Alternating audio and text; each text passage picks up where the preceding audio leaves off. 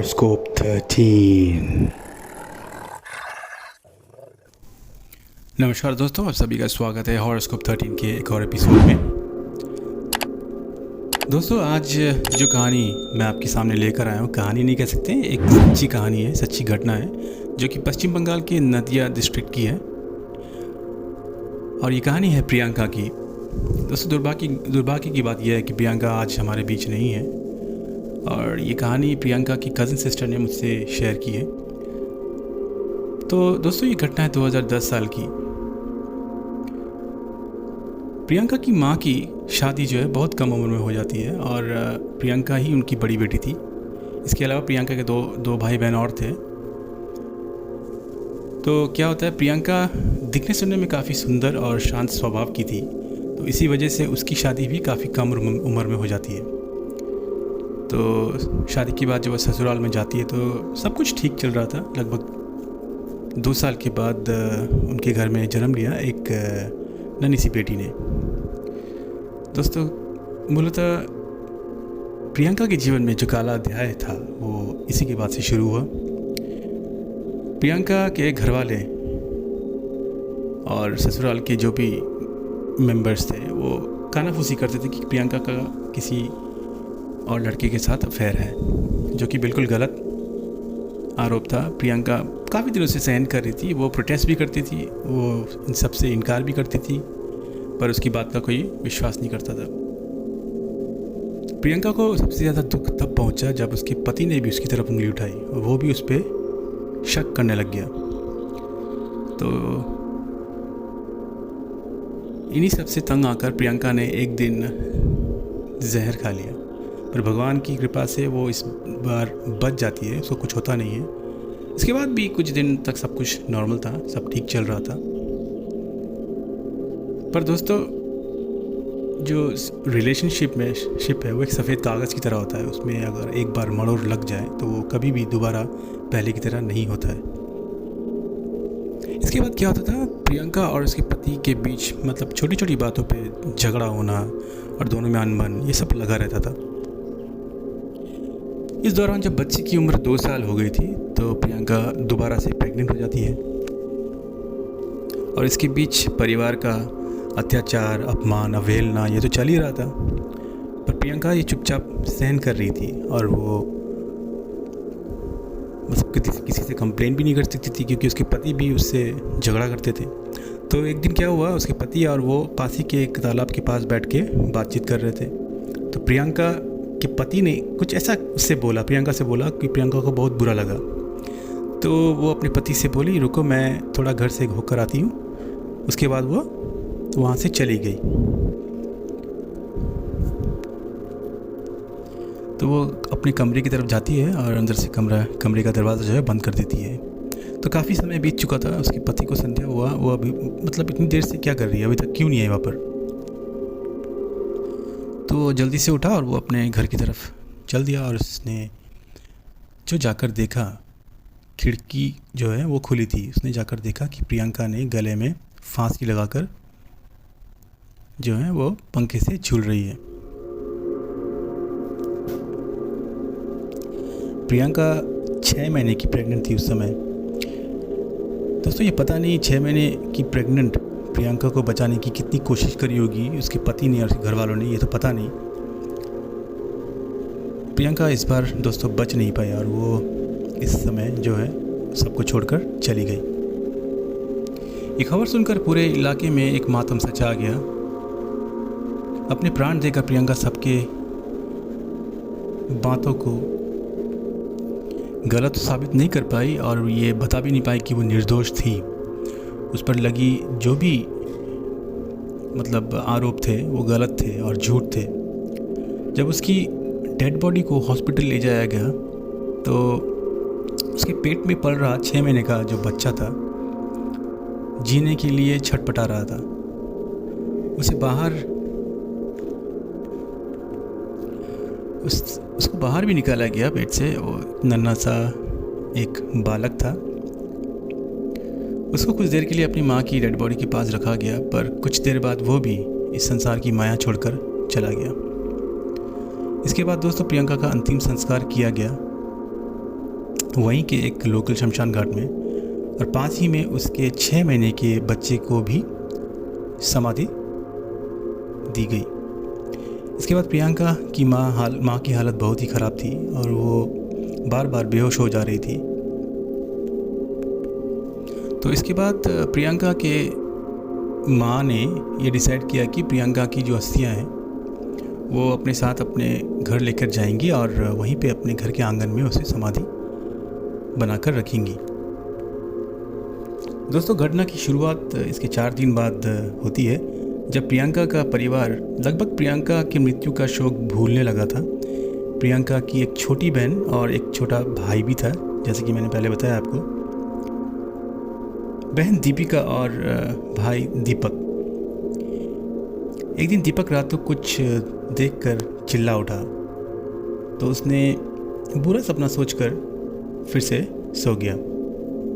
सुबह उसने अपनी माँ को ये कल रात की पूरी बात बताई कि उसने अपनी दीदी प्रियंका को देखा। तो माँ ने बोला, वो कुछ नहीं था बेटा, तुमने सपना देखा होगा। इसके 2 दिन बाद प्रियंका की छोटी बहन दीपिका ने बाहर के कॉरिडोर से एक सफ़ेद रोशनी देखी, तो उसने सोचा शायद पापा ने टॉर्च जलाई होगी। इस सोचकर वो सो गई। सुबह उसकी माँ ने बताया कि कल तुम्हारे पापा रात को घर लौटे ही नहीं, वो शहर में थे। उसके बाद दीपिका ने सोचा शायद उसने हेलुसिनेट किया होगा।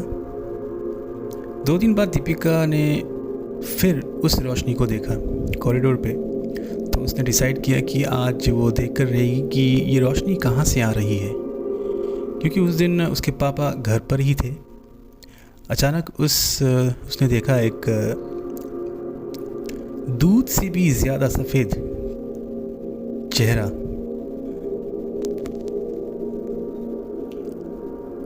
जो था एकदम दूध जैसा सफ़ेद था। उसने देखा कि उस चेहरे ने मतलब दीवार भेद कर अंदर झाँका रूम के अंदर। दोस्तों, एक बार सोचिए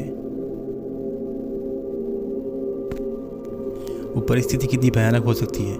कुछ देर बाद दीपिका ने अपनी आंखें मल कर दोबारा देखा, यह सपना तो नहीं है। तो उसे फिर यकीन हो गया था कि वो उसकी बड़ी बहन प्रियंका है। तो वो ज़ोर से चिल्लाई। उसकी चीख से उसके माँ बाप भी जाग जाते हैं और वो दीपिका के कमरे में आकर पूछते हैं, बेटा क्या हुआ? दीपिका ने सब खुलकर बताया, तो किसी ने उसकी बात का यकीन नहीं किया और बोलने लगे, शायद तुम्हें बुरा सपना आया था। अगले दिन प्रियंका के पापा रात को लेट घर आ रहे थे, तो घर से थोड़ी दूर से उन्होंने देखा कि उसके घर में एक सफ़ेद रोशनी प्रवेश कर रही थी। दोस्तों, उस समय लगभग रात के 1 बज रहे थे, तो उन्हें लगा शायद घर का दरवाज़ा खुला है, इसलिए अंदर से रोशनी आ रही है। और जब वो घर के पास पहुँचे तो देखा दरवाज़ा अंदर से बंद है। तो उनको थोड़ा सा संदेह हुआ इस बार। तो ये सारी घटना जो है उसने अपनी पत्नी से शेयर करी। तो प्रियंका की माँ ने डिसाइड किया कि वो आज रात अकेले एक कमरे में सोएगी और उसके पति और उसके बच्चे जो हैं एक कमरे में सोएंगे। उस रात कुछ नहीं हुआ, लेकिन अगली रात प्रियंका की माँ की नींद खुली घर में कुछ खटपट आवाज़ से, जैसे शायद कोई कुछ ढूंढ रहा हो। तो नींद मतलब भरी आंखों से जब उसकी माँ ने देखा, सफ़ेद साड़ी में एक नारी कुछ ढूंढ रही है।